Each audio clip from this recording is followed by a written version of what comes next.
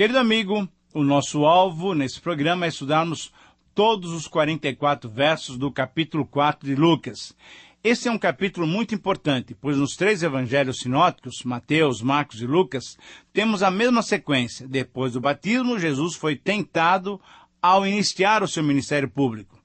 Todo o texto do capítulo 4 pode ser dividido em 7 porções. Vamos analisar cada uma delas em detalhes para que possamos extrair delas o máximo desses acontecimentos e assim termos lições para as nossas vidas. Em primeiro lugar, então, nos versículos 1 a 13, temos Jesus sendo submetido à tentação. Olha, embora nós já tenhamos estudado esse episódio em Mateus e Marcos, o relato da tentação de Jesus por Lucas é muito específico e por isso vale a pena fazermos algumas observações.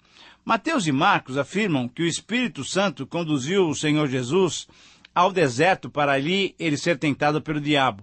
Somente Lucas destaca que Jesus estava cheio do Espírito Santo e foi conduzido pelo mesmo Espírito para o deserto. E aqui temos uma diferença importante. Uma pessoa cheia do Espírito Santo é alguém que está completamente vazio de si mesmo.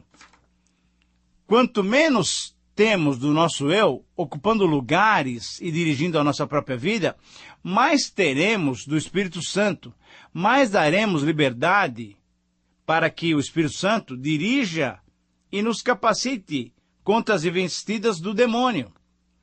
Segunda observação, é importante registrarmos que essa tentação visava testar, enfatizar a humanidade de Jesus.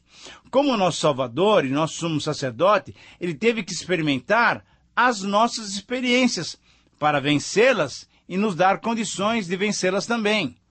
Em terceiro lugar, devemos destacar que a tentação não começou no final dos 40 dias. Veja bem, quer dizer, não foi depois dele ter jejuado 40 dias que passou a ser tentado pelo diabo. Não. Diz aqui que quando ele terminou os 40 dias, aí ele teve fome. Mas tentado, ele foi durante toda a sua vida e com certeza durante aqueles 40 dias também. E a sua tentação também não terminou no deserto. Em outras ocasiões, Jesus foi terrivelmente tentado. E exatamente aqui no versículo 13 dessa passagem, diz assim: passadas essas que foram as tentações, de toda sorte, apartou-se dele o diabo, agora veja bem, até o momento oportuno. Então notamos que, oportunamente, Satanás voltou a tentar o Senhor Jesus Cristo. E isso foi uma constante durante todo o seu ministério. Quarta observação, é importante também registrarmos quem é o diabo, quem é Satanás. Querido amigo, o diabo é um ser pessoal, é um ser vivo. Embora muitos não creiam, muitos dizem que até ele nem existe. Por não crerem, entendem que o diabo é um ser mitológico. Mas o diabo é de fato uma pessoa. Ele é o anjo Lúcifer que foi expulso do céu. E conforme Apocalipse 12:9, ele é a antiga serpente, que se chama Diabo e Satanás, o sedutor de todo o mundo. Sim, que foi atirado para a terra e com ele os seus anjos. Na quinta observação, mas afinal de contas, como é que Jesus foi tentado? Em que ele foi tentado? O maligno aqui insinuou o mal, induziu Jesus a fazer aquilo que não era da vontade de Deus. Ele sempre apela para o nosso lado mais fraco. Porém, ele não encontrou em Jesus esse lado fraco. Graças a Deus, não havia nada em Jesus para que Satanás pudesse apelar ou insinuar. A Deus, e Jesus é Deus, a Deus ninguém tenta.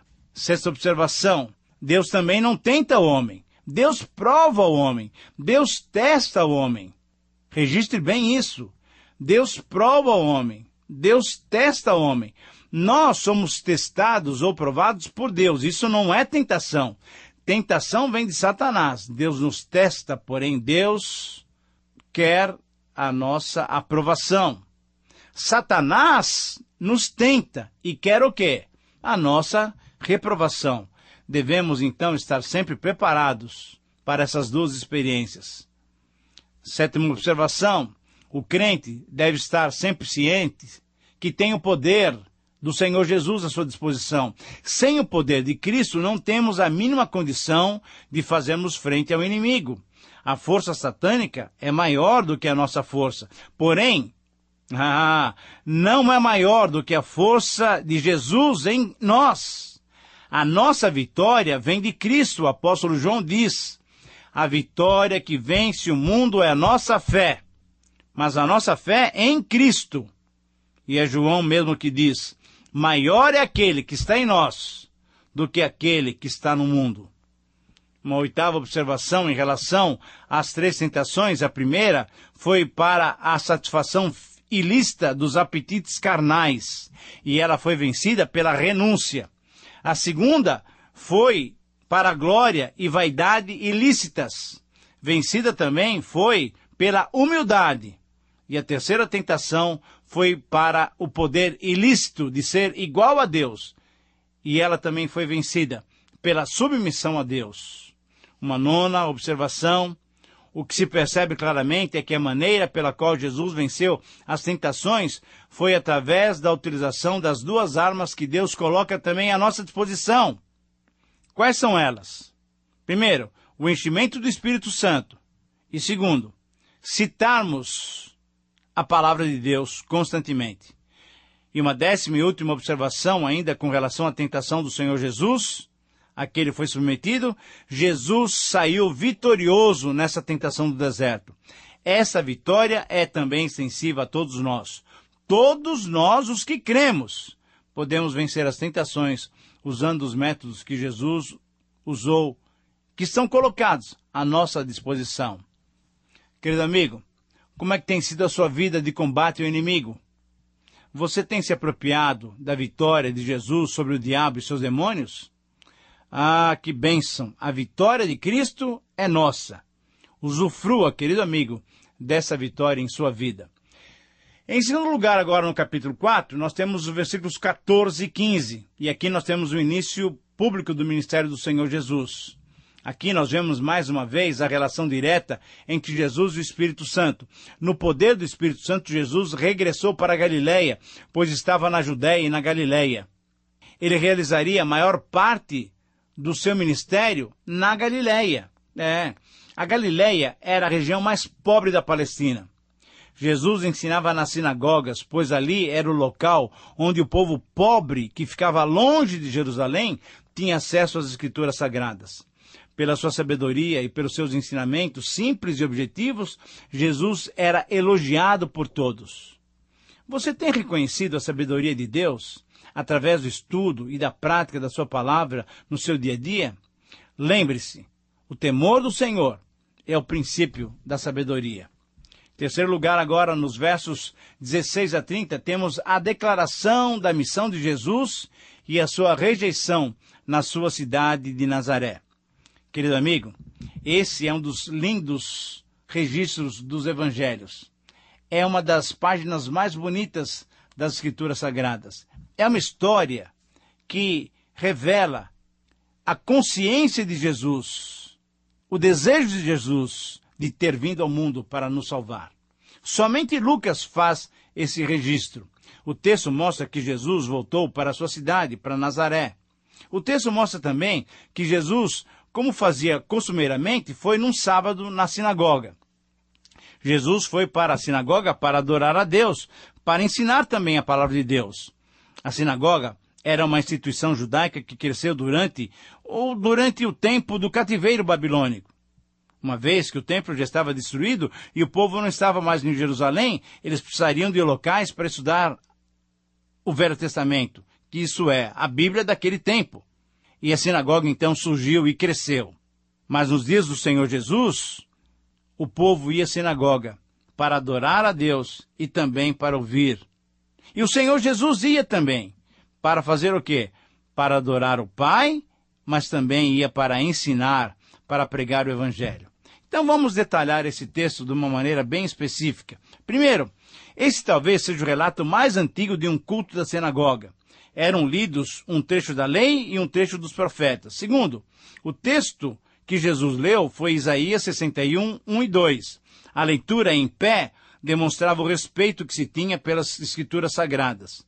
Terceiro, embora alguns demonstrem e entendam que o texto de Isaías pode ter sido escolhido com antecedência, o versículo 17 desse texto nos mostra claramente o verbo achou, demonstrando que Jesus procurou o referido texto. Jesus achou porque procurou.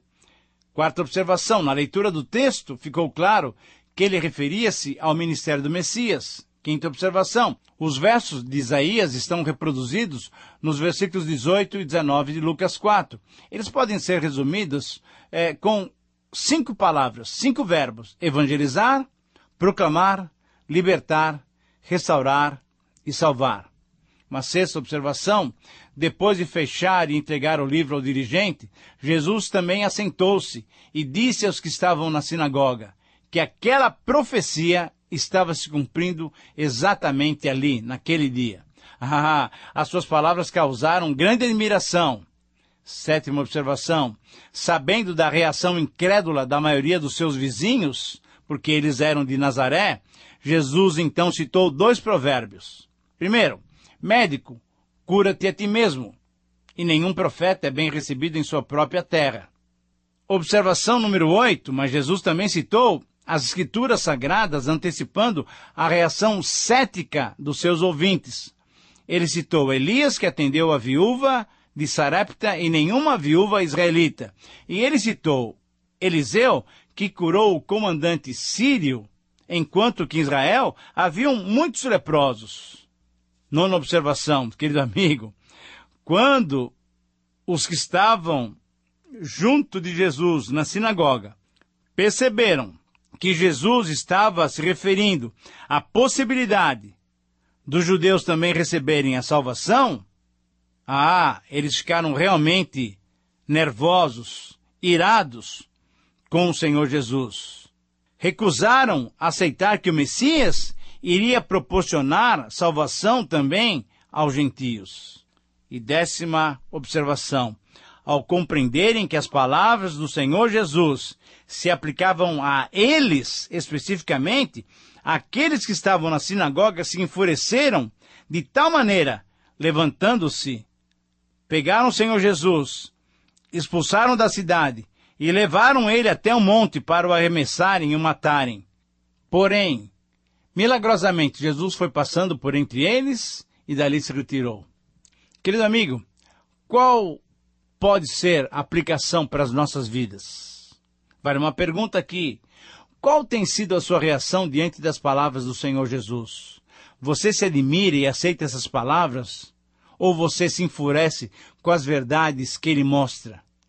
Você, de tão irritado, quer se desfazer dele para sempre?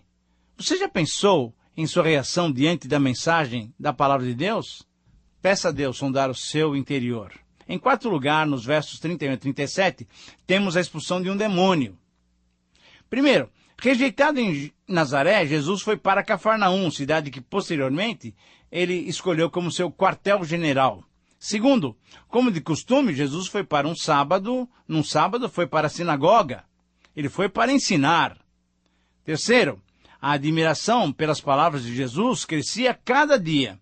As palavras de Jesus eram repletas de autoridade e prática de vida, bem diferentes do que as palavras dos escribas e fariseus, que eram apenas teóricas. Quarta observação, deve-se destacar a religiosidade vazia do judaísmo. Pois veja só, eles estavam num culto na sinagoga, num culto a Deus, e sabe quem estava nessa sinagoga? Um homem possesso por Satanás, mas que certamente não tinha sido incomodado e não tinha sido identificado pelos líderes religiosos. Você já imaginou que culto frio era aquele? Que coisa rotineira, que formal era aquele culto em que o demônio estava presente e nem se manifestara?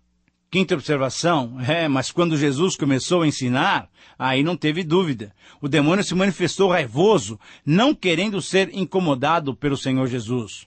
O demônio identificou Jesus como o Santo de Deus e reclamou de Jesus. É interessante esse relato, é muito interessante. Sabe por quê? Porque ele revela que o diabo não quer ser perturbado pelos habitantes do reino da luz. Sexta observação, Jesus, com uma palavra poderosa, mandou que ele se calasse e expulsou o demônio daquele homem. O demônio não pode superar Jesus de jeito nenhum. E ele saiu do homem, atirando-o ao chão, mas sem machucá-lo. Uma sétima observação, percebe-se que o espanto do povo e a fama do Senhor Jesus ia se tornando cada vez maior, ia se espalhando pela redondeza. Jesus, com sua palavra e com suas ações, venceu os demônios que desejavam manter o povo alienado e longe da realidade da vida. Querido amigo, só Jesus pode nos libertar. Só Jesus pode nos trazer palavras de vida que nos levem a novamente ter comunhão com Deus. O povo só é impedido disso por alguns líderes que muitas vezes são instrumentos de Satanás. Só pensam e buscam na sua própria abundância, no seu poder, na sua riqueza, no seu prestígio, deixando todos os outros na miséria. Você já pensou isso? Você tem estado vigilante para não ser uma presa de Satanás? Querido amigo, só Jesus pode nos libertar. Em quinto lugar, nos versos 38 a 39, Jesus cura a sogra de Pedro. Na casa de Simão, conforme a tradição corrente naqueles dias, Jesus encontrou uma outra ação do demônio. Sabe por que a gente diz isso assim? Porque para os antigos, as doenças, e principalmente a febre, eram obra do demônio, que suga a saúde das pessoas, diminuindo a sua capacidade de viver e de usufruir livremente das alegrias e satisfações que a própria vida nos oferece. Para entendermos esse pensamento, temos que nos perguntar o que é que provoca a doença, quais são as causas da doença. Fica-se doente pela má alimentação, pelas más condições de higiene. Fica-se doente pela falta de assistência médica adequada. E isso é o resultado, sabe do quê? Na maioria das vezes é um resultado indireto, mas certamente de ações demoníacas. Veja só, que se utilizam de homens corrompidos e corrompedores, que ao invés de cuidar dos seus afazeres públicos, querem cada vez mais lucrar. Querido amigo, Jesus expulsou a febre como se fosse um espírito maligno. E qual foi o resultado de uma vida liberta do mal? A sogra de Pedro se levantou e começou a servi-lo. A quem ela serviu especificamente? Ela serviu a Jesus e aos que com ele estavam. Essa mulher certamente era uma senhora idosa. Ela se dispõe, portanto, a ajudar no programa que Jesus tinha empreendido. Ela se dispõe a ajudar no programa da pregação das boas novas de libertação, mesmo que ela não estivesse na linha de frente pregando o evangelho. Quando Jesus nos cura espiritualmente, nós passamos a servi-lo com amor e por amor. A sogra de Pedro, sendo curada, passou imediatamente a servi-los. Com aquilo que ela sabia fazer. Com aquilo que ela sabia fazer, ela serviu. E você? Você tem colocado diante do Senhor os seus dons, as suas habilidades, os seus talentos, as suas capacidades para ajudar a proclamação das boas novas do reino? Olha, você não precisa ser um missionário, um pastor, um professor de teologia. Não. Com aquilo que Deus tem lhe dado, você pode servir. Ele quer que você multiplique os seus talentos, que Ele mesmo concedeu a você. É isso que deve acontecer com uma vida de cada um de nós, quando nós somos tocados pela mão poderosa do Senhor Jesus. Em sexto lugar, penúltimo lugar, nos versos 40 e 41, Jesus realiza novas curas e novas expulsões de demônios. Lucas continua narrando.